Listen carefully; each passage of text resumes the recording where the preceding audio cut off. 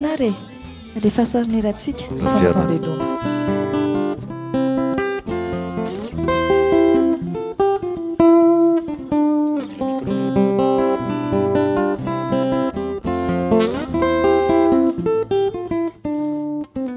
Isika roa mpifankaty eny atriny ela, tsy niaraky intsony sainginy sy tavela. Reo taona maro niarana hatrizay eny aky, tsara ngamba raha iverenana indray. Tsy iverenana iainana nefa, tsy hay antsonitsony izay efa nilefa.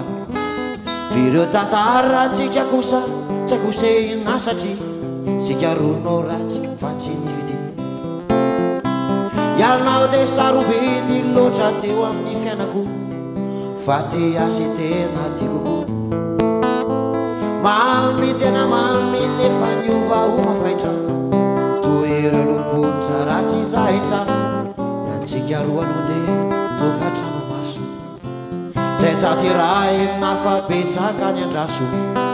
Zo ihany kotsy nisy zany misaotra anao riraha eo, fa sangamby zay ho fahorianay. Ianao de notolorako fity tena fity, goza be otra lohandry. Tsy fantatro nambola ny any izy io malalo, zay no tena mila alasandala. Kehitrina nefa tsapako mazava, matoy izao sy anao tony ady lava. Tsy safanany tsony lay fity, fa efa maty, zany angamba no fity alany dala.